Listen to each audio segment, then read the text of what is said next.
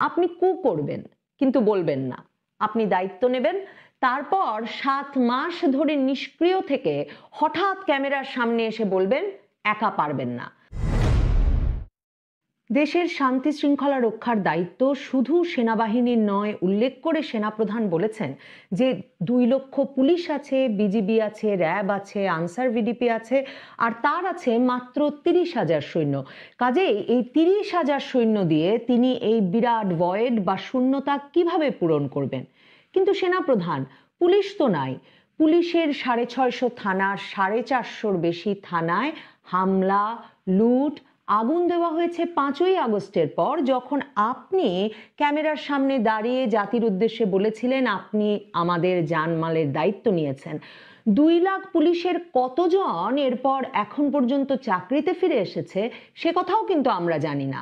সেনাপ্রধান এখন খুব হয়রান হয়ে গেছেন। মঙ্গলবার পিলখানা হত্যা দিবসে নিহত সেনা সদস্যদের স্মরণে এক অনুষ্ঠানে বক্তৃতা করার সময় তিনি সে কথা একরকম স্পষ্ট করেই বললেন। অথচ 5ই আগস্ট সেনাপ্রধানের মনে হয়নি যে শুধু তার সেনাবাহিনী দিয়ে তিনি আমাদের জানমাল রক্ষা করতে পারবেন না। জাতিসংঘ প্রতিবেদন লিখছে 5 তারিখেও সেনাবাহিনী যখন সারা দেশে নিষ্ক্রিয় এবং সকাল থেকেই বিক্ষোভকারীদের ঢুকতে দিচ্ছে ঢাকায়, সারা দেশের পুলিশ বিকাল পর্যন্ত জানতেই পারেনি যে সরকারের পতন হয়ে গেছে এবং তাদের আর জনতাকে প্রতিরোধ করতে হবে না। সেনাপ্রধানের 5ই আগস্ট মনে হয় নাই যে সারা দেশে সেনাবাহিনীর সক্রিয় উপস্থিতি দিয়ে এবং শেখ হাসিনার পতনের খবর দিয়ে সিভিলিয়ান বাহিনী পুলিশকে আনুষ্ঠানিকভাবে সারা দেশে জনতা প্রতিরোধের ডিউটি থেকে সাথে সাথে তুলে নেওয়া দরকার ছিল।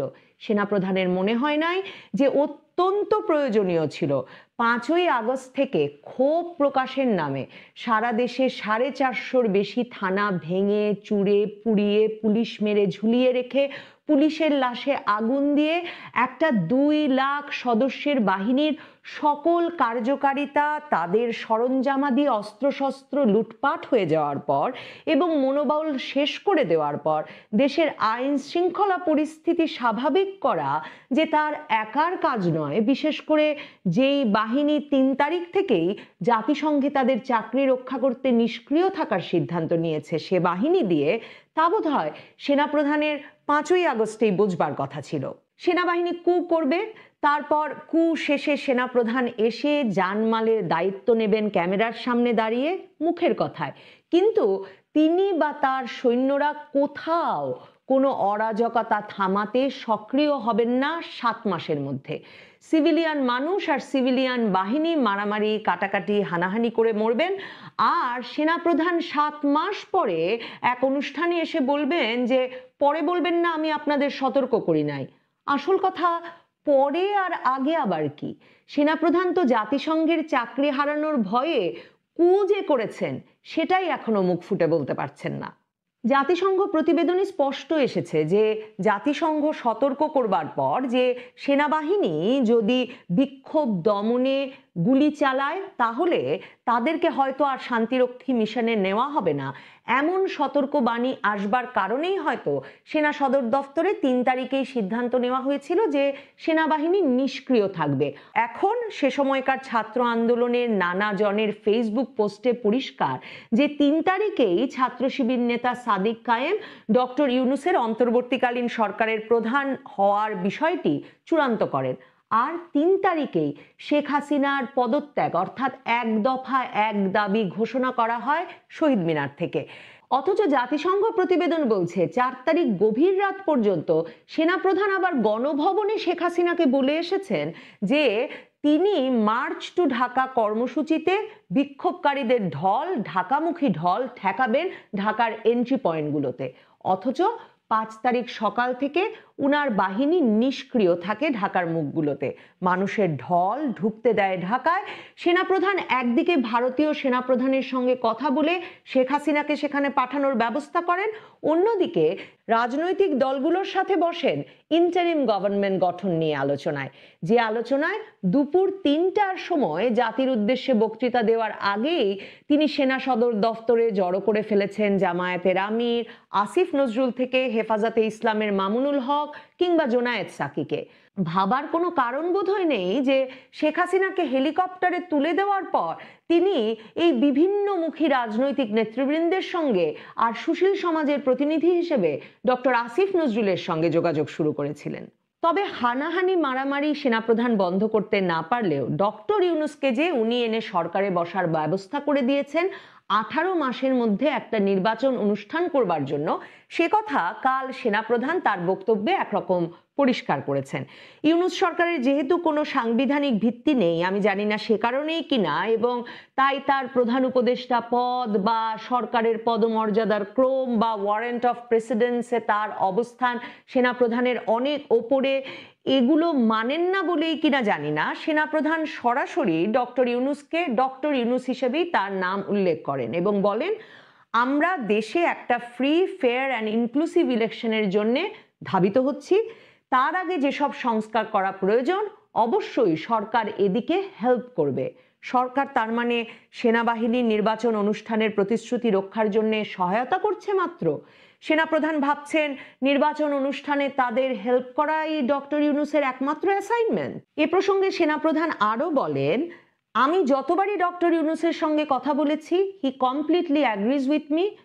ডক্টর ইউনূস সেনাপ্রধানের সঙ্গে সম্পূর্ণ একমত হয়েছেন যে there should be free, fair and inclusive election, মানে অবাধ, সুষ্ঠু এবং অন্তর্ভুক্তিমূলক ইলেকশন হওয়া উচিত। এখন এই অন্তর্ভুক্তিমূলক ইলেকশনে কি আওয়ামী লীগ অংশ নিতে পারবে, সেটা অবশ্য সেনাপ্রধান গতকাল পরিষ্কার করেননি। তিনি যা বলেছেন সেখানে যদি আবার ফিরে যাই, সেনাপ্রধান বলছেন and that election should be within December, সেই নির্বাচনটি হতে হবে ডিসেম্বরের মধ্যে, অথবা তার ভাষায় যেটা আমি প্রথমেই বলেছিলাম যে 18 মাসের মধ্যে একটা ইলেকশন। তার মানে ডক্টর ইউনূসকে সরকারে বসানোর আগেই তিনি বলে দিয়েছিলেন যে 18 মাসের মধ্যে নির্বাচন দিতে হবে, এবং সেনাপ্রধান বলছেন তার মনে হচ্ছে সরকার সেদিকেই ধাবিত হচ্ছে।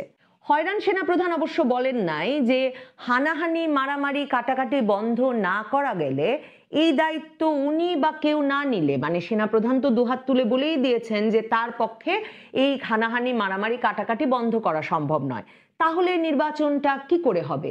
অন্যদিকে মবের লুটপাটের অধিকার রক্ষায় তার সেনাবাহিনী ডেভিল হান্ট পরিচালনা করতে থাকছে। কিভাবে দেশে নির্বাচনের প্রয়োজনীয় পরিবেশ তাহলে তৈরি হবে? আমরা যদি সেনাপ্রধান আমাদের 5ই আগস্ট উনার উপর যে ভরসা করতে বলেছিলেন তার দিকে তাকাই, এবং তারপর গত 7 মাসের পরিস্থিতির দিকে তাকাই, তাহলে দেখব আগুন দেওয়া, লুটপাট করা, রামদা নিয়ে ঘোরা, গলা কেটে হত্যা, অস্ত্রের প্রদর্শন, এসবই বাংলাদেশে একটা স্বাভাবিকীকরণ করা হয়ে গেছে। আরো স্বাভাবিক হয়েছে পুলিশ পেটানো, পুলিশ মারা, আর মবের সামনে, দলের সামনে সেনাবাহিনীর নিষ্ক্রিয় থাকা এবং লেজ গুটিয়ে পালিয়ে আসা। সেনাবাহিনীর অপারেশন ডেভিল হান্ট যে মববাজি, অপরাধ এবং অরাজকতা দমনে করা হচ্ছে না, বরং সারা দেশে আওয়ামী লীগ আর তথাকথিত ফ্যাসিস্টের দোসর দমনে হচ্ছে, সেটাও তো পরিষ্কার।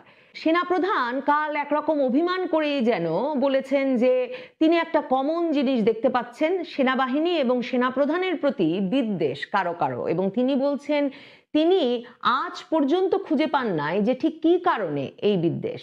দেখেন, আপনি কু করবেন কিন্তু বলবেন না, আপনি দায়িত্ব নেবেন, তারপর 7 মাস ধরে নিষ্ক্রিয় থেকে হঠাৎ ক্যামেরার সামনে এসে বলবেন একা পারবেন না। আপনি বলবেন ডক্টর ইউনূসকে বলে দিয়েছেন 18 মাসের মধ্যে নির্বাচন, অথচ তারা নির্বাচনের কোনো তারিখ দেবেন না। দল গড়া, সংস্কার সহ নানা খেলা খেলতে থাকবেন, আর দেশে ভয়ের রাজত্ব, ত্রাসের রাজত্ব কায়েম হবে।